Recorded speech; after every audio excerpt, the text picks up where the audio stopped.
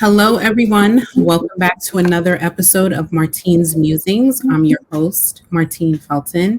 And today I have a guest with me, Sharon Farber, who is an artist, a healer, an author, and medium. Welcome to the show, Sharon. Thank you, Martine. It's a pleasure to be here. I'm really excited to have you on today because I really love to have healers and mediums on and just light workers on and, talk about what they do and how they do it. So tell us a little bit about yourself and what you do as all the healing and mediumship and things of that nature. Okay, thank you. I can do that. I've been a massage therapist and a healer for 31 years, and including Reiki and like that. And about 11 years ago, I began my journey into mediumship. My path into mediumship is different than most people's because many people will have spontaneous contact with the spirit world, and that's why they became a medium. Whereas somebody invited me to a mediumship demonstration about 11 years ago, and I said, "Oh, that sounds like fun. I'd like to try that." And I went, and it was amazing. And the medium connected with a close friend of mine and my firstborn dog, and I saw how healing and wonderful it was. And I invited that medium to come do group demos at my massage center, which he did for about a year, once a month, small groups. I got to be the host and saw how healing it was. And then I thought, hey, that is amazing healing work. I'd like to do that. And most people said, I didn't think you could learn to be a medium. I thought you had to be born that way. And I figured, I guess I'll find out. And I read books, took classes, started practicing, got my first connection to a spirit person, jumped up and down, and then started this intensive process of immersing myself into mediumship development. And I went to a school in England, Arthur Findlay College, because they're the best known place to learn mediumship on the planet that I know of. And then I started a mediumship circle because I couldn't find one. I did 118 free practice readings, then I did free small group readings, and on and on and on. And I love what I do. I finally come to a place where I don't need to do massage or healing anymore because this is pretty much my full-time thing. And my specialty is teaching people mediumship, especially beginners. And I have a special spot for people who don't have it already, and they're like, really, I can learn to be a medium? And I say that if I can do it, I bet you can do it. And I teach people.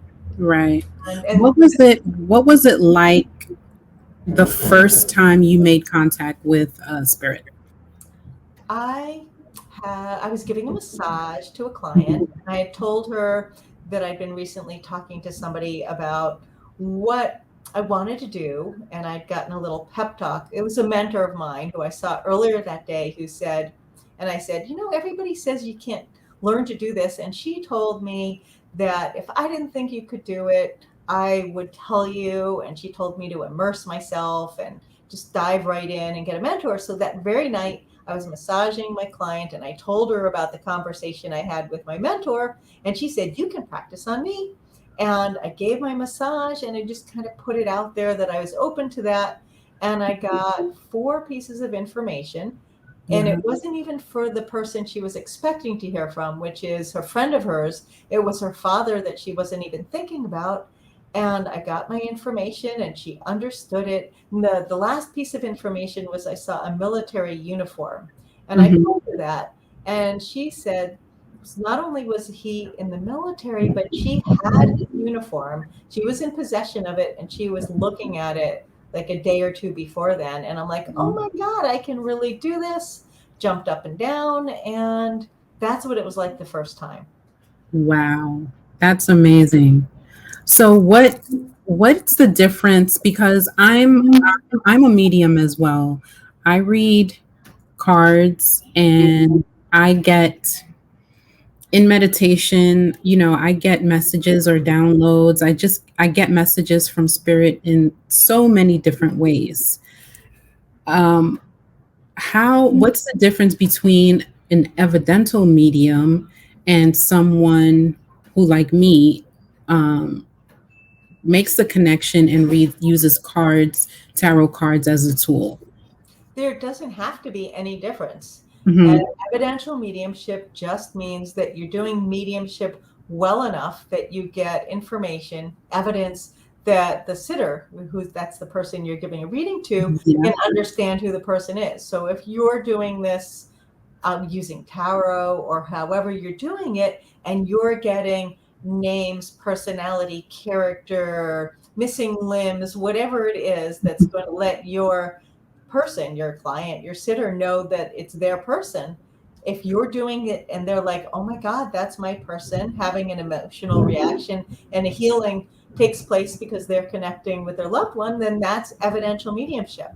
I guess what wouldn't be evidential mediumship is someone who's like, I have your mother here, and starts giving a message, which Right. would be psychic, and there's no evidence that they have their. I've had someone try to do that to me. I have your Mhm. mother here, and I'm like, well, my mother's not in spirit, or or if they're like, okay, I have a grandmother here, and she's wearing an apron, and she's in the kitchen, and she likes to bake.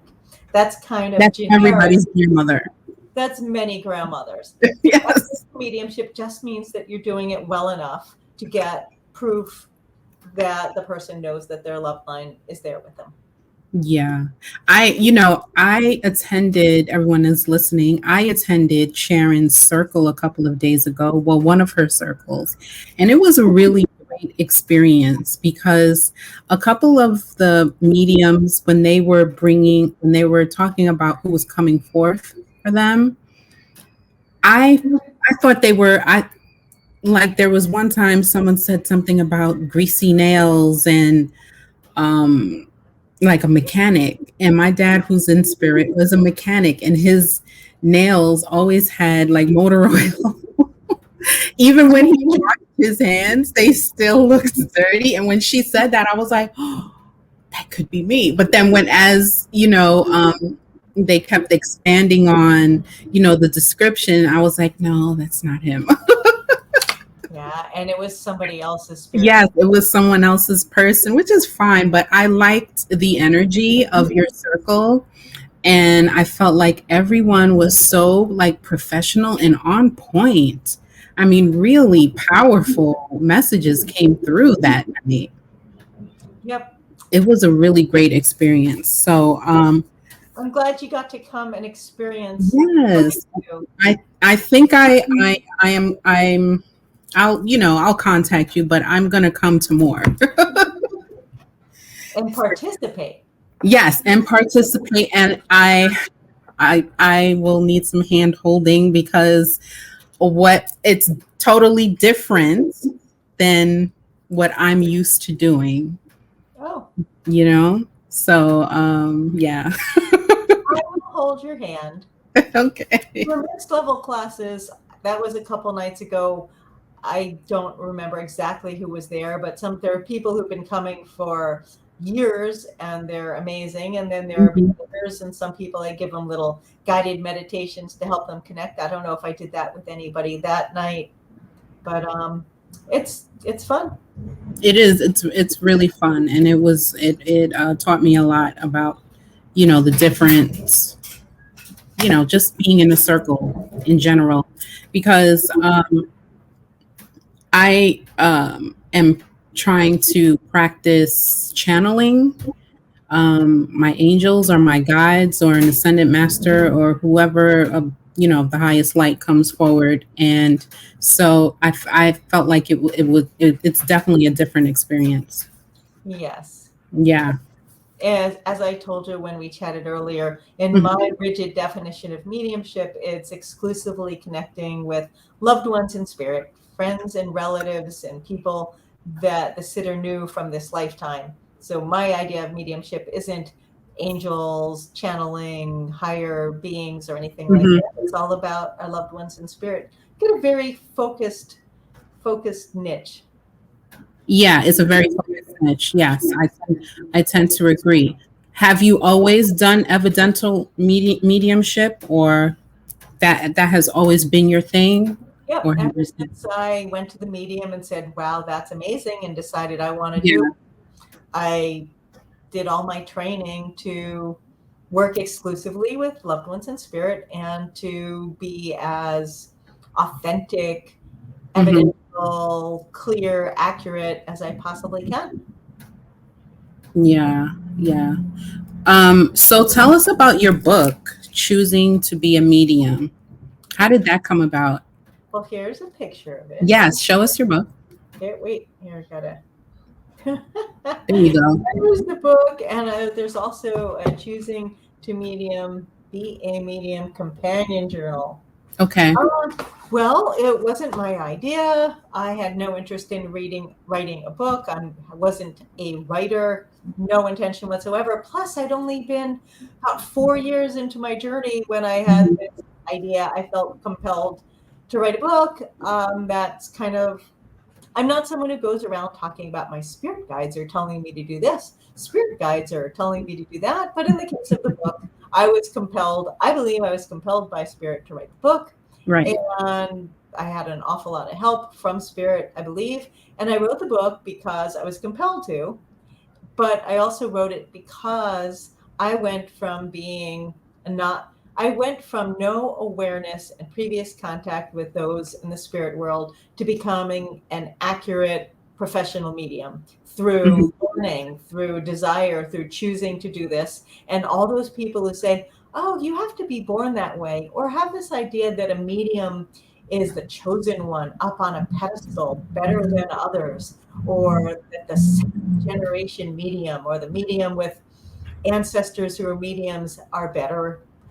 Right. And so I wrote the book to teach people how to do mediumship, to support people who find it fascinating and want to connect with their own loved ones in spirit or other people's loved ones in spirit. So it's kind of, I can do it, you can do, and it's step by step with 65 exercises, and it tells how I became a medium and hopes and fears and how to work through them and pretty much everything.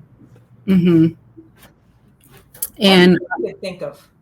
I'm sorry. What did you say? Everything I could think of that would help somebody on their path to mediumship, including what it is, spirit guides, things you might want to be concerned about, becoming a professional medium, and Right.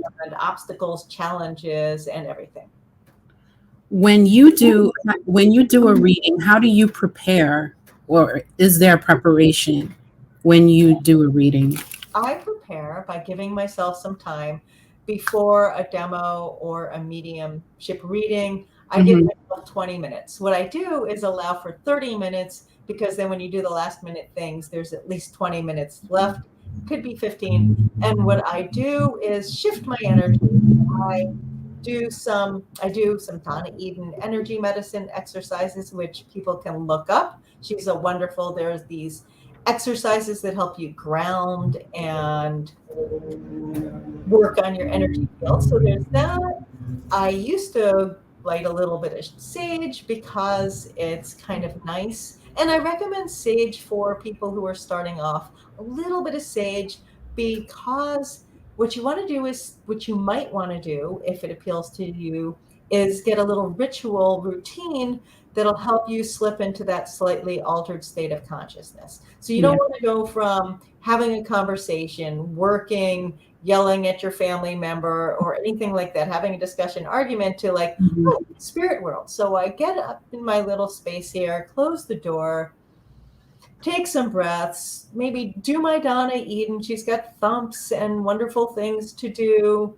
And sometimes I put on live music, live Grateful Dead music, and dance around a little bit to raise my vibration. And Yeah. for the last 5 minutes, I sit down, close my eyes, follow my breath, and just give myself that space to connect. I will use my intention to connect with my spirit guides and helpers and say, hey, spirit team, please help me to get a strong, clear connection to a significant, recognizable loved one or loved ones for the person or the group I'm reading for.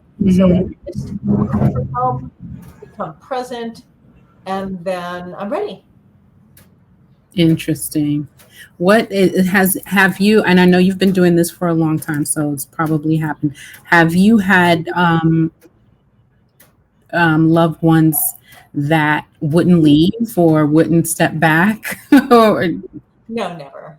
oh, okay. I have really good boundaries. I use my Mhm. intention to open the door to the spirit world. Okay, I'm ready. I'm ready to connect with other people's loved ones. I do the work. I work with the spirit people for my sitter. And then Right. when the reading's done, I say, thank you for letting me work with your spirit people. Spirit people are gone, and end of story. With my students who have less strong boundaries than I do, I teach them how to say, okay, I'm done, maybe bring their energy field in, put up a sign that says closed for business, just say no, do something to indicate that you're done. And I tell all my students that regardless of whether you just done a reading, that we get to decide when we want to connect with those in the spirit world. It's not like you become a medium and you have to be constantly assaulted with other people's loved one and spirits, and you go to the Right. grocery store or you get your nails done. Instead, choose to make it a sacred process. When you're ready, you prepare yourself, you have somebody to give a reading to, somebody who wants you to connect with their spirit people. That's kind of a key point that some people miss. Some people Yeah. think that they can learn mediumship on their own, and they'll get a mentorship session with me and say, I can't seem to get anywhere, I'm not progressing. And I'll say, how many practice readings have you done? And they've never done a practice reading, and I'm floored. And I say, it's like trying to learn to swim without water. And Right. you can want to learn to swim, and you're like, well, I watched a video and I'm doing some exercises that are good for my arms, but you need to go in water and learn how to swim and float and breathe and do it. And to develop your mediumship, you need to give readings to other people who want you to connect with their spirit people, and you don't know these people or their spirit people, so you can say, I have a person and they're like this, and here's 7 more things about them, and have your sitter say, yes, I understand. Oh my God, I know who this is. And then you know you're doing it. You get that validation, and you do that again and again and again. And you learn how to do it regularly. You build that mediumistic muscle. But no, in answer to your question, I don't have anybody that won't leave, and I don't get uninvited visitors bothering me or anything. You know what just popped into my mind because I used to I don't even think it comes on anymore, but I used to watch Teresa Caputo, Long Island Medium, and there was an episode where she was going about her day and like left herself open to spirit. So she was giving people readings at the nail salon, at the grocery store, and I was wondering, I'm like, is that does that happen often to experience, because she's experienced, obviously, to experience mediums? Do you have to leave the door open, or you know what I mean? That's a good question. She Yeah. is on television. It's a program. It's drama. She's if they make it look like she's meeting somebody and giving them a reading unsolicited, but there's Yeah. 3 people with massive cameras behind her, and they're probably people who've signed releases giving her permission to do it. So it's television, it's made for money and all that. Teresa Caputo, I believe, is a good medium.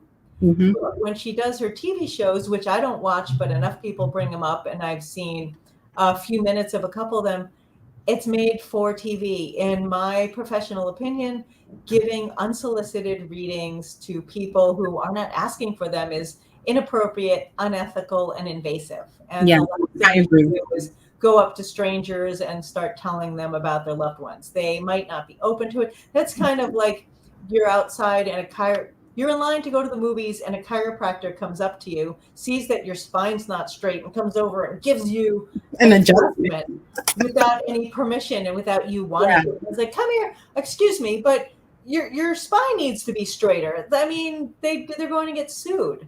But you don't go up to strangers and say, okay, I have your spirit person here. You learn boundaries. You Yes. use it as a healing, helpful thing for people who ask for help. I I feel like television shows, although I enjoy watching her show, I really do.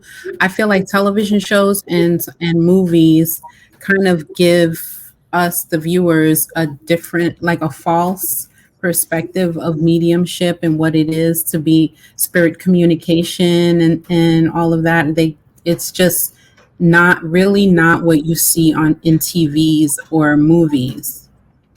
Some You is, some isn't. A lot of people have learned about mediumship from Teresa Caputo because Yeah. somewhere in those sessions, she's going to be with a group of people or a person and doing evidential mediumship. And a lot of people are educated about what it is. As long as you don't take what she's doing as if that's what it's all about because it's a TV show. Other TV shows, I don't have TV, so I don't watch TV. It's been like 30 or 40 years, so I don't really know. But there might be some that are representative and helpful and educational, and most of them, you're probably right, are drama made for TV and distorting it a little bit. Yes, yeah, definitely. Because, mediumship, we different mediums receive their messages in different ways. Like for me, I'm a feeler and just I have a knowing. Someone else could be clairvoyant or clairaudient or whatever, or may receive messages while writing, automatic writing. And, there's so many different ways to receive messages from beyond. I think that's when, like, because I don't see, sometimes I have a little blockage of feeling like, well, will people take me seriously because, my clairvoyance isn't my strongest, Claire, and people are like, well, how do you know what you're feeling? Or how do you just know? And it can't explain it. You just know. Right. I don't think that not primarily or not even if at all seeing visually, having clairvoyance, I don't think not being able to have clairvoyance should hold you back at all or keep people from respecting your mediumship. If you're giving a reading and you tell them, I have your uncle here and he had a really big personality and I know he enjoyed his alcohol and he did smoke cigars and there's some poker playing and gambling, but he was, yeah, and horses. Then he's really a fun guy and he did have a heart attack and pass quickly and all that. You don't have to see anything. If you just know that and feel and observe, who cares if you're not seeing actual pictures? And if you're just describing what you sense about a person and they understand it, they might not even know or care or notice how you're observing, perceiving the spirit person. Right. It's totally not necessary to be able to see or to be able to hear or to be able to taste or anything. The Right. idea is that each medium will develop their own strengths and abilities and style. And that's what's important is being able to bring the spirit person alive, get their personality, their essence, so that the sitter will understand them. Because I believe that mediumship is sacred healing work. It's not a party game. It's not something to try to make you famous. It's about bringing love and healing to those on this side and the other side. And whichever way you do it and feels right for you and your style is the best way for you. Yeah, I absolutely agree. I met a medium who connected with my dad, and she gave me messages that were so, like, I so needed to hear them at that time. It just made me so so happy. And I was like, wow. That's when I really realized that I was like, wow, if she made me so, brought me so much joy, I was like, I only hope that I could do the same, you know what I mean? Like reciprocate that to others. And like, that's when I was like, yeah, I like this. I need to, to continue on this path.